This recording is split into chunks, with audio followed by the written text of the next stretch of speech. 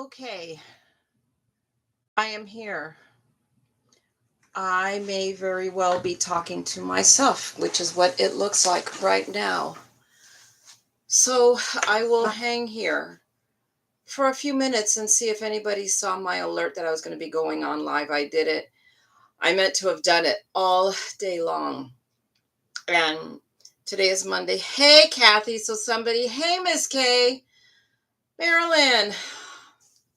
I wasn't sure everybody would have seen my alert. I put it out very late. I'm so sorry. But I'm here. I just got back, so I'm kind of like bleh, sweaty and thirsty. I just got back from walking 3 miles.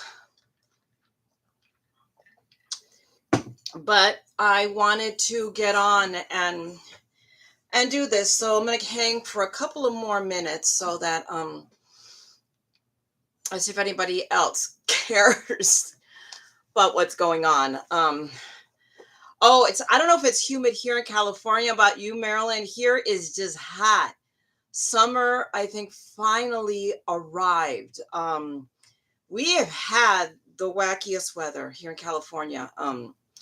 Just weird. It wasn't just like June gloom. I mean, I look great, woman. Don't lie. That's bad. Your nose will grow like Pinocchio.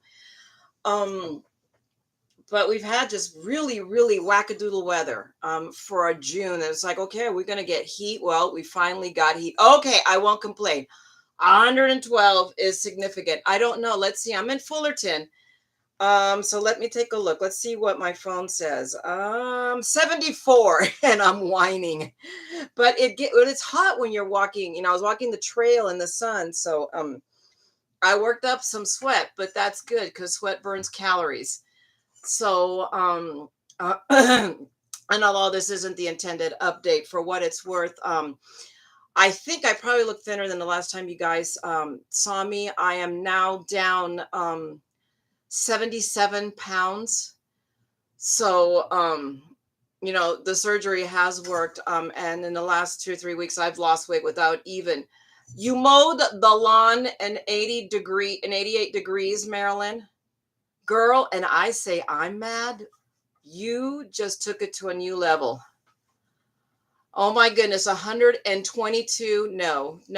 We couldn't do that. No, it gets over our triple digits here and we lose our minds. I mean, but and I live in a desert states too. It just catches up, you know, later for us. And you know, I live in Fullerton, so I'm closer to the ocean. So we, you know, the burn off, you know, I don't know if we burn off later or we burn off earlier. I don't know which way it goes, but it kind of is what it is.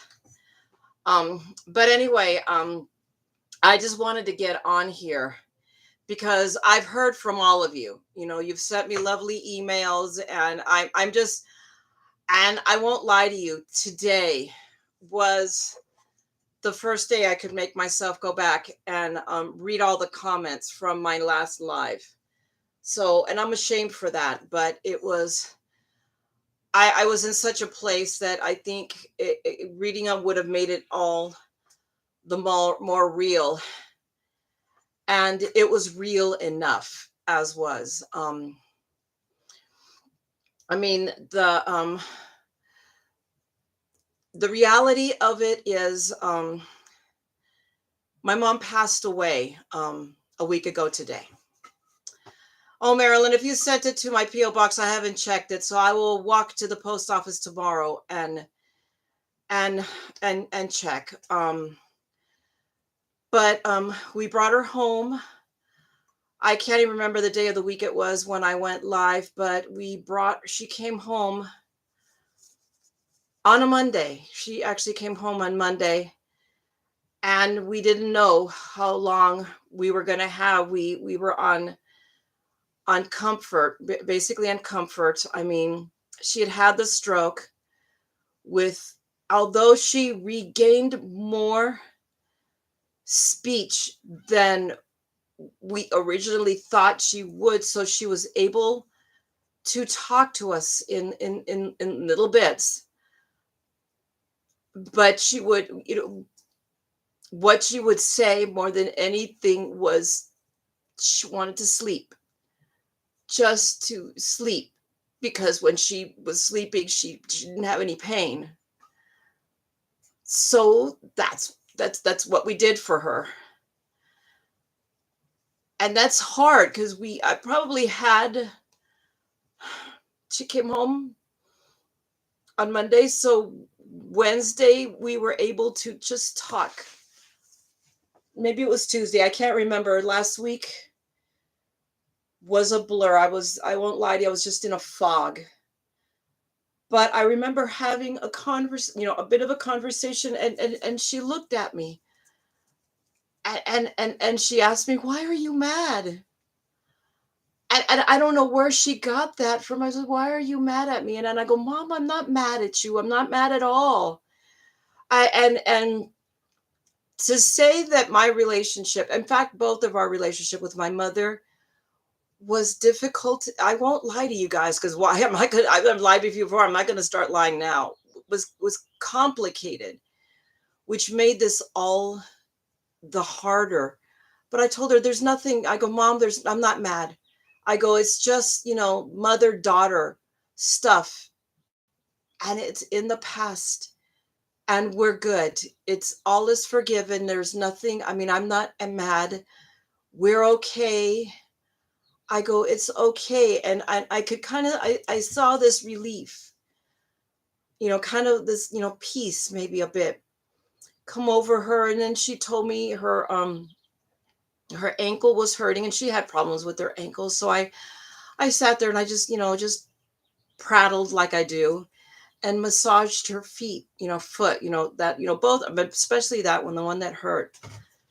And that was the last time we talked. And she fell asleep. And that was the last time she was awake. And that was, I think, on Wednesday. Oh, over a week ago. And she passed just this past Monday. I mean, when the nurse came earlier that day, she told us, based on how she looked, and she was already developing modeling and her breathing, she says she has 24 hours. And Mom surprised us that she'd gone that long. I mean, we're only able to give her water with a little sponge that she could suck on, because she couldn't swallow. So it was just run down her, her throat, and the pain meds. And at the end, not even that. And but it was like, I thought she was going to go. I thought she was going to last a full 24 and then some. I go, Mom, if nobody could show us up, it would be my mom. And she hung into that evening until, I think, basically all of us were there. Not all of us were in the room with her, but all of us were there. My sister, my brother-in-law, my sister from another Mr. Ale, and all of her kids. And I could, from my mom's room, I was up there, I could hear them all. I could hear them all. And she just passed. And I almost didn't notice it. I was just there, and I had my head resting on the bed rail, and it took me probably a couple of minutes to realize she was gone.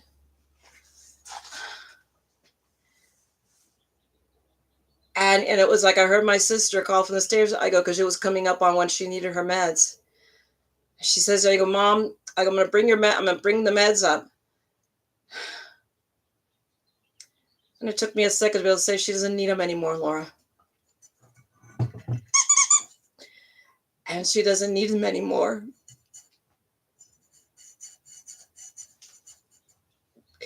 And she's resting, and she's at peace. And I did right by her. I told my sister I didn't leave my dad's side when he passed.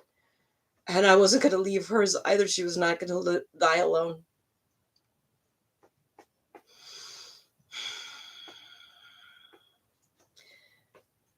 And she's gone now. And guys, I'm not going to lie to you. I don't even know what to do with myself now. This week has been rough.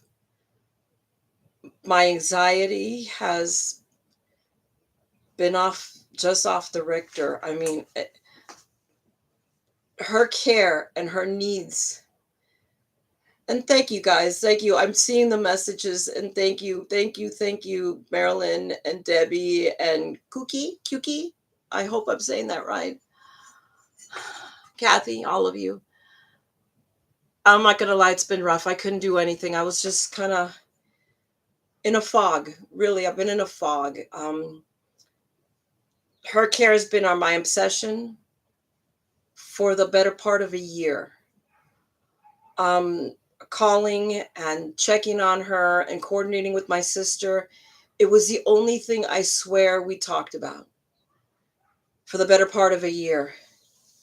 And it was always trying to figure out it and try to get her to raise her spirits. I mean, even when she was in the geriatric psych unit, it was like, trying to get her to see that it was the anxiety. The anxiety, I think, is what killed her. It's what I swear, that's what killed her. And the dementia, I mean, and the dementia went down so, I mean, just progressed, just picked up so rapidly that it was blowing us away. And I think she fell. The two times she fell was because she forgot, because she was walker dependent. And I think she just forgot to use the walker. And and you're right, Marilyn. I mean, she's at peace because she told us so many times, I just want to die. I just want to die. Why can't I die? And it would kill me to hear her say that. I would say, but mom, you can't decide that. We don't decide that. God decides that. I go, and I'm sorry. It's like, God forgive me. I didn't want her to die, but I mean, it was like, I wanted her and I didn't want her to, because she was so tortured. It was so hard to watch and to live with this. And then she would be angry because she wouldn't die. And then she'd lash out on us. And it's been rough, people. It's been really, really rough.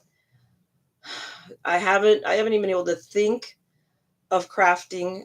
This room is a war zone right now. I mean, right now the desk is clear. This area is a little bit tidied up. I've got mail call right there that's been sitting here for over a week and a half. It's my spellbinder's order, and I haven't even opened it. And I will. So you'll see the June spellbinder's just shy of the end of the month. You guys won't be able to do anything about it to order or anything. It's already past being able to, but I'll share it with you anyway.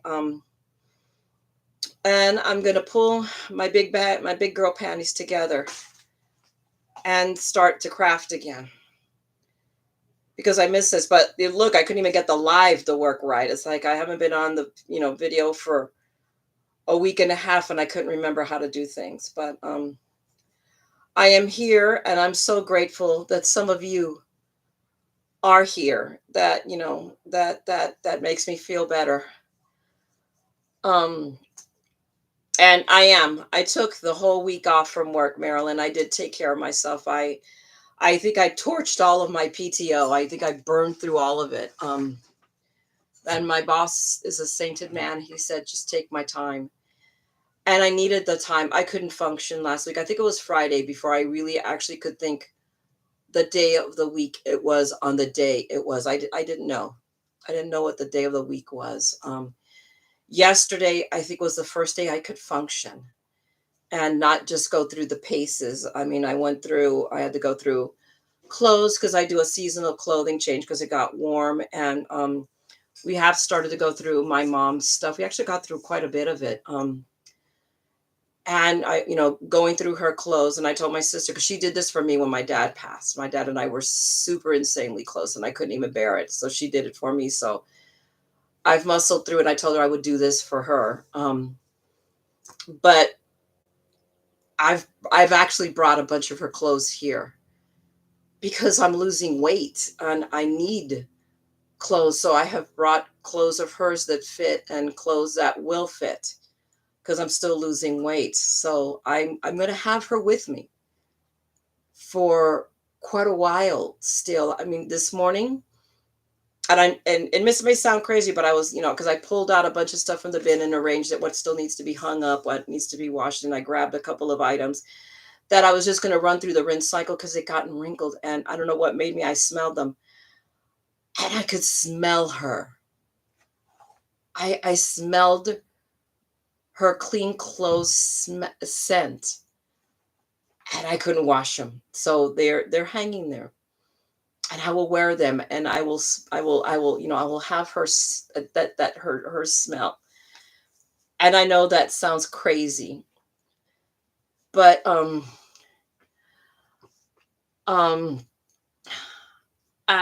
it was just, so there are these two little summer shirts that are hanging there that aren't going to get washed. And it just, so I'm just hanging here kind of, nah. I have a couple videos that I did shoot.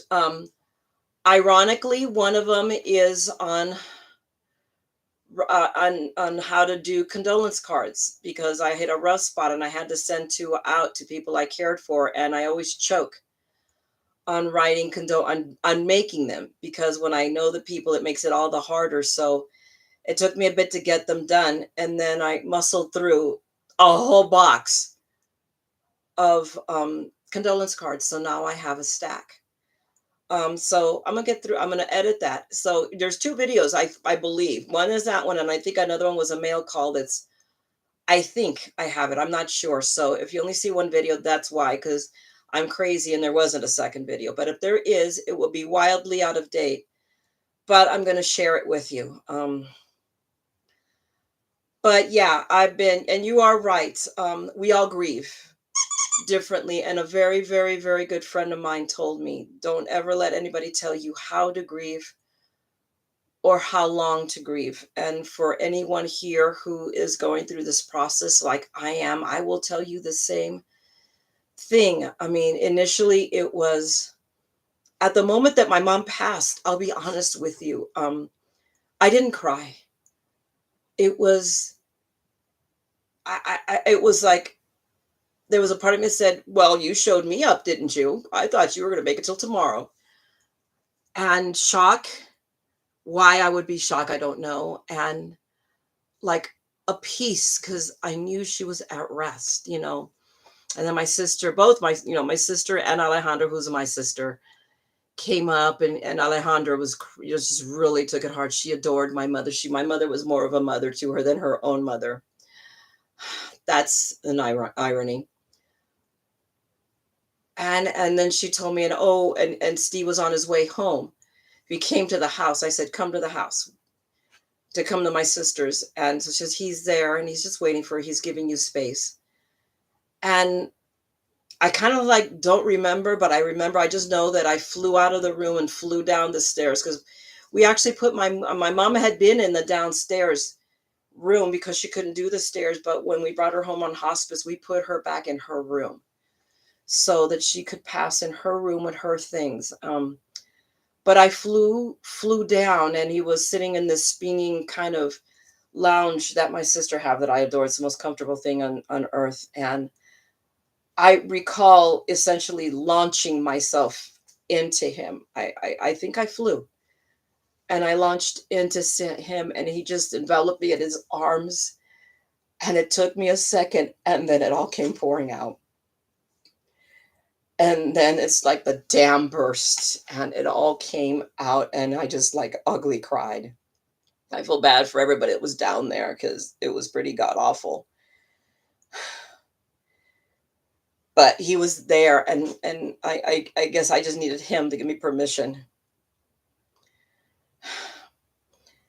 And I want to say I got it all out of my system, but I didn't.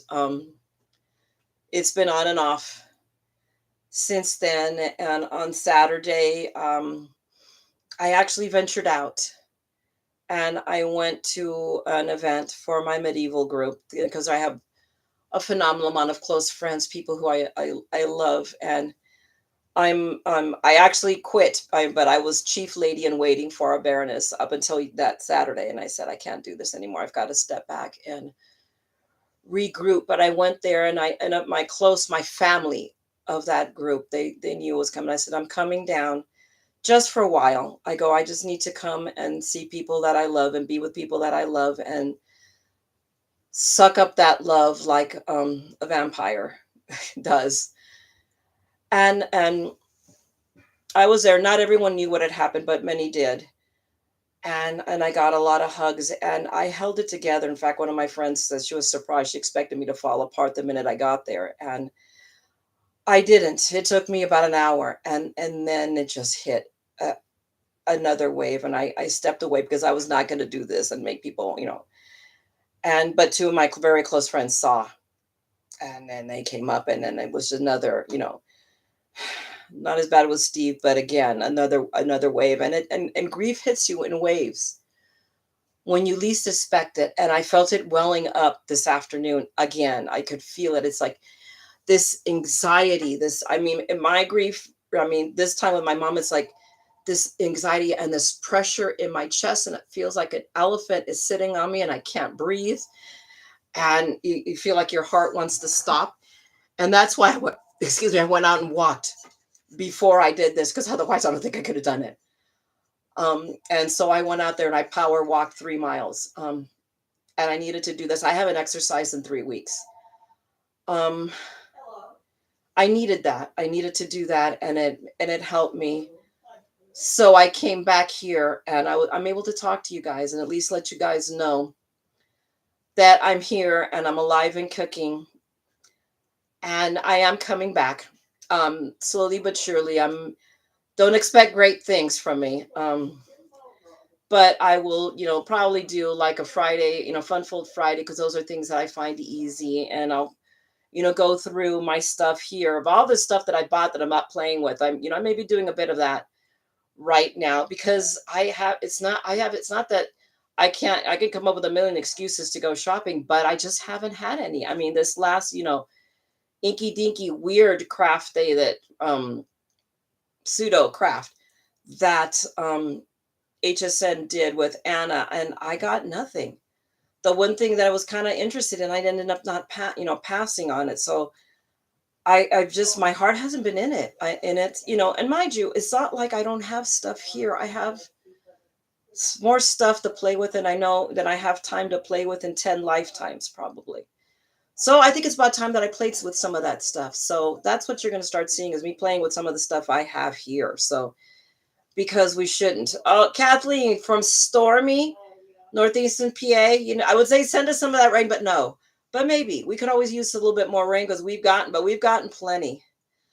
Um, it's now the weather's going to get warm, and I have worked in my garden, and that's helped. Gardening is another way of my help.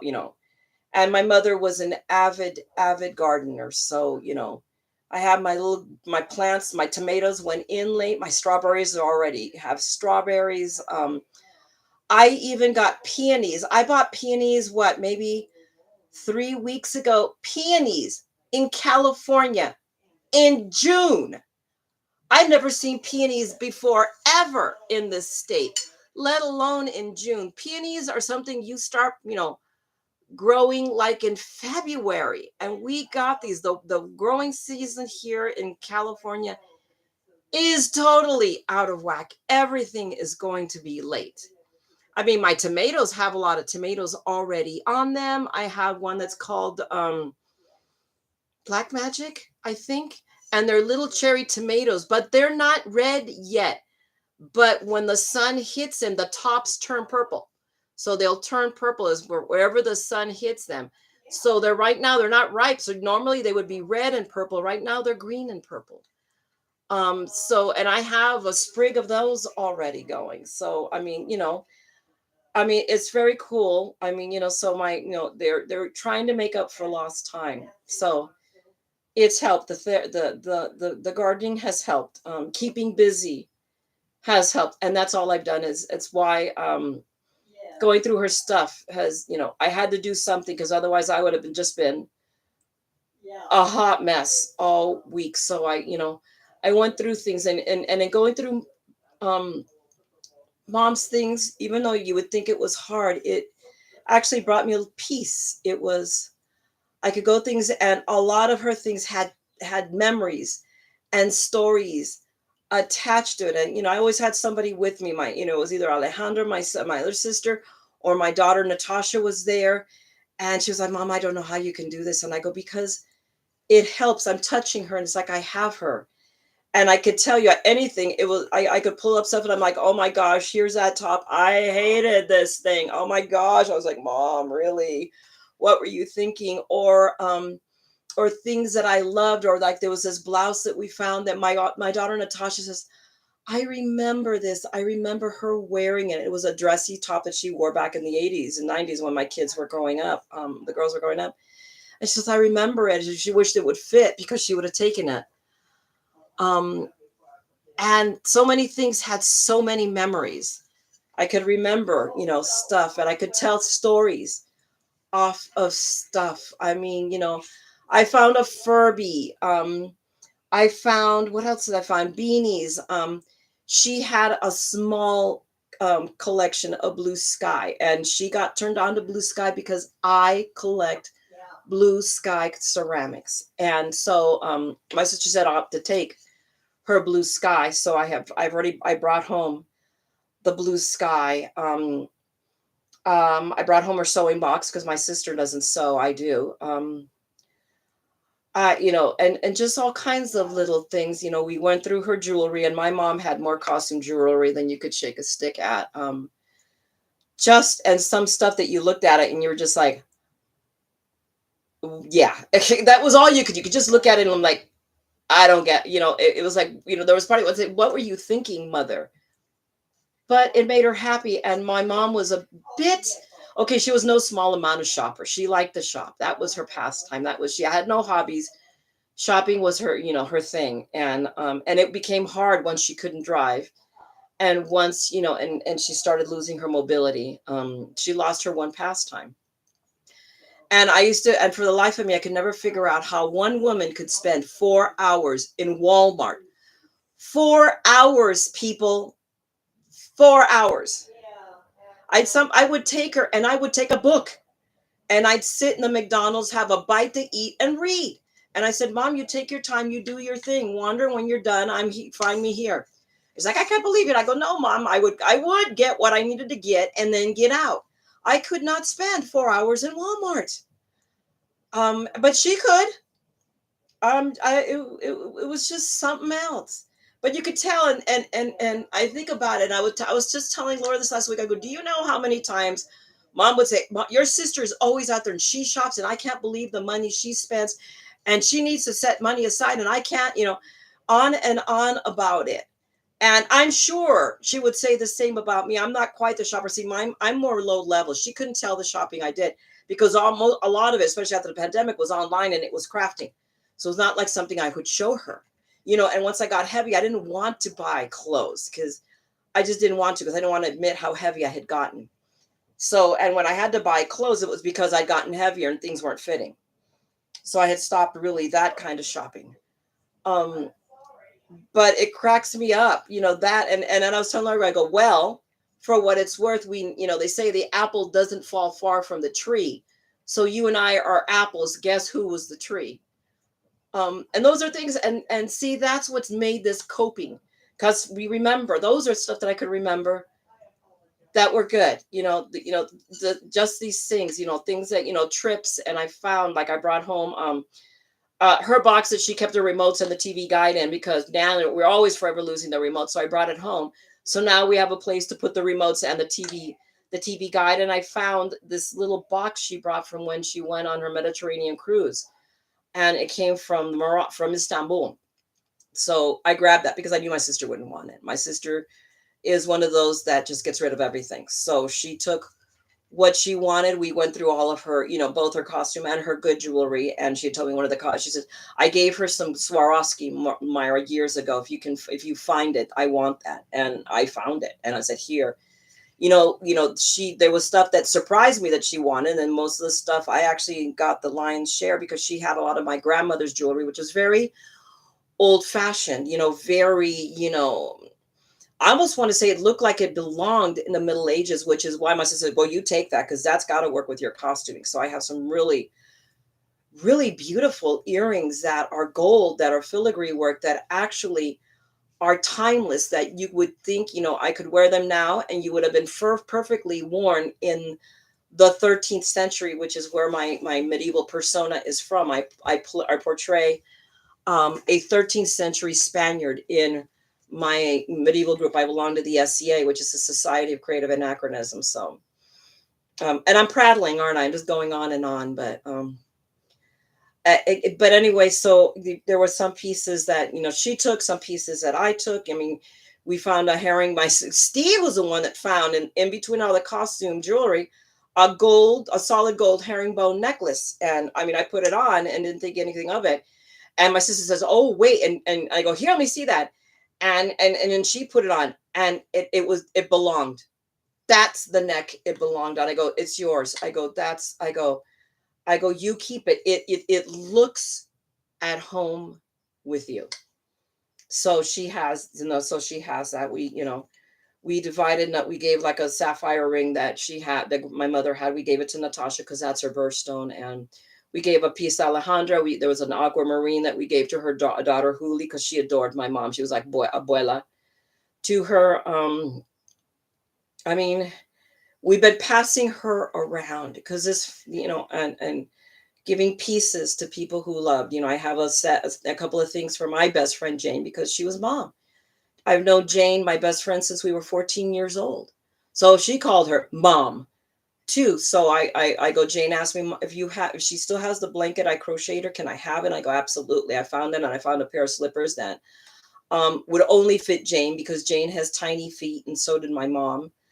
And another set that she had bought, that she got at Kohl's, that was like sapphires. I mean, not that inexpensive, gold filled, cheap stones kind of a thing. But I go, Jane, they're sapphires. Would you like them? And she says, absolutely. So here I am. That's what I'm doing. I'm going, still going through her stuff. We have one more day, and I think Alejandro and I are going back tomorrow to finish. We have very little, there's nothing really left to finish, just to pick up. I told Lord, don't touch the room. It's chaos in there, but it's organized chaos. We know what the piles are. And we have to go through her bathroom, and it will be done. And I think that's going to be the hard part. It will be done. And then I'm going to have to depend on work and you guys to keep me busy. Because that will, because I got to, if I keep busy, it keeps the anxiety at bay. And we'll see. Dawn, you had surgery? What did you have? I'm sitting here talking about myself. Tell me, fill me in. What's up, girl? Marilyn, we have not had her. We're going to have, we were cremating my mom. We get her ashes back sometime next week. We're figuring by the 4th of July. Our plans are to do a mass, because my mother was Catholic, and a celebration of life. We're not sure both are going to coincide on the same day. I'm waiting to hear from my sister what the church told her. The celebration is planned for the 8th, is when we're going to do her celebration of life. And we'll be gathering at my sister's house, we're not going to do a big thing. There's, most of the family, most of her friends have gone before her. So it's really people who want to be there for us, who want to go. And we keep telling her, you don't have to. But, but having the love, I won't lie to you, it is wonderful. It's, oh, okay. It helps. So, and I think it will give us some closure. And I think we need that. So, okay. So you had carpal tunnel release. I have carpal tunnel in both hands, my right worse than my left, but I quit typing. So, and that has staved off me needing to have surgery on it. I'm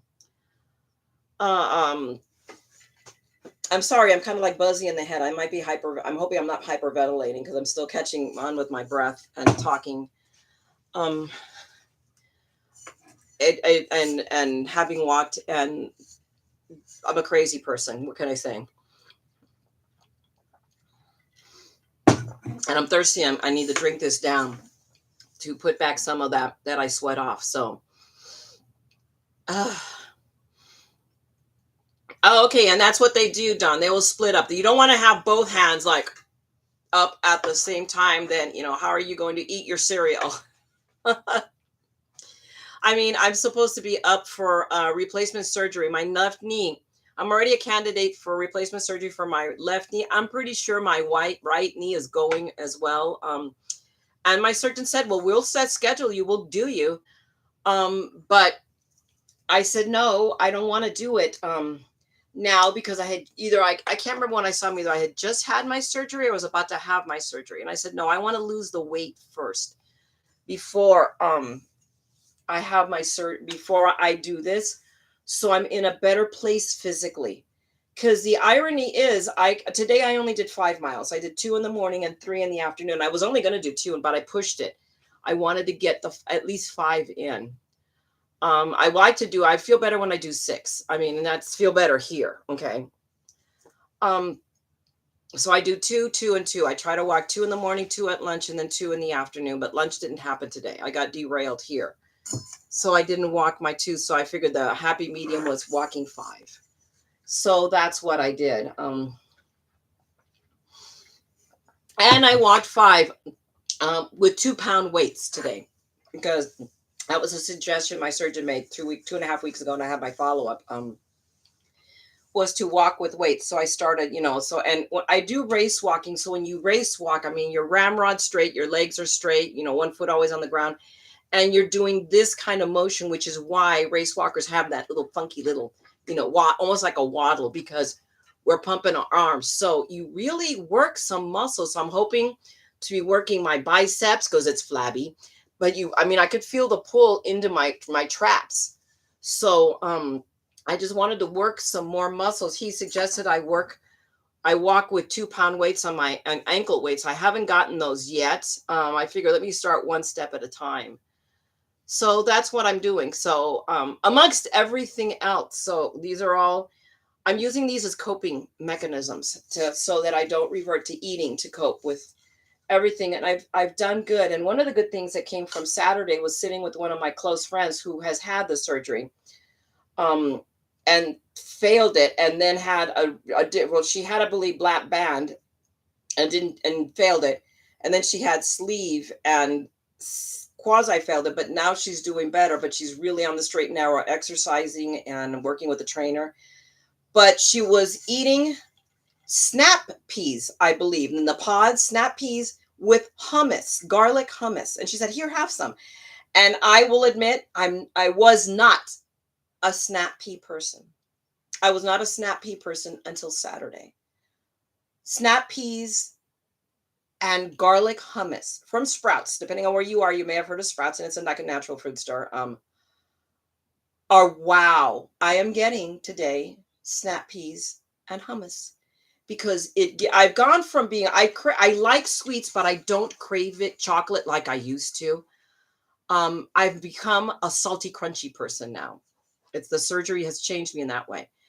And the snap peas and the hummus gave me the salty crunchy, that salty crunchy that I want, that I needed, that I crave, and I don't sin. It's it's healthy. If I'm having a snack, it's a healthy snack. So, ladies, if you crave salty crunchy, try snap peas and hummus. Oh my gosh, it's almost as good as Cheetos. Okay. Cheetos, Lay's potato chips, and Doritos are my poison of choice. These and pita chips. I've been really, and there's these pita chips I really, really like. Nancy's pita chips. We call them crack. Steve and I call them crack. And we get them at Costco. But I've been allowing myself small, like pinches. I'm not a handful, a pinch. Whatever I can pinch, that's what I allow myself once a day. So that has been you know, helping me with my my salty crunchy craving. But I have been working very hard to not um cope with my normal coping mechanism, which is food. Um and I think I've been doing well. I'm holding it together. My friends, they check in on me. Although initially, after about 2 days, I stopped answering the phone because it became too hard, and I could only repeat the same story so many times and not fall to pieces. So I'm overall I'm better. I will admit now I'm better. I mean, talking to you guys and having had the walk has calmed. I feel calm again. And for that I'm grateful to you and to the walk. Mm. Okay, sorry. And having better coping mechanism. I took my glasses off and I realized I can't read the screen. From hummus is good. Yes, for who knew? I didn't know that hummus was made from garbanzo beans. I hate garbanzo beans. Blech. I grew up and my grandmother used to make it, and I was like, or garbanzo beans and okra. My grandmother could not make okra. Okra, if not cooked right, is slimy and disgusting. Just ugh. I remember once, and it was one of those classics. You are not getting up from the table until you finish this, and it was an okra night. And I remember falling asleep at the table, but I did not eat that okra. Um, so, oh, Dawn, I just now caught up with your message. I will say it because I can say it out loud better. My mother passed away a week ago Monday. So anybody here that's just caught on that didn't know, and hadn't seen my prior, I think when I last did the video a lot, I think I was in the CCU with her. But she passed away a week ago today. In fact, a week ago, literally a few minutes ago. I didn't plan that way. It just happened to work out that way. But I'm hanging, and I just wanted to update you guys and to let you know that I really am coming back. I have to come back. I need to come back, and I will be coming back, and I will have news. I can't share it yet. I keep teasing you about it, but I will. I do have news that is big for me and for this channel. It may not be big. I don't know, but it is good. So hopefully, I mean, I'll hopefully be able to. I'll be disclosing that in the next 2 or 3 weeks, I believe. But I need to get that all in gear so that I can. But I think I have yacked long enough. I need to go. I need to eat something because now I realize that I am hungry. I've walked 3 miles and my stomach says, okay, I feel like, Audrey, feed me. Remember from the Little Shop of Horror, Audrey, I need to be fed. But I wanted to thank you guys all for hanging out with me and allowing me to just talk my nonsense. I think when I do this, if nothing else, I reveal a little bit more of me, and you guys get to know me a little bit madder.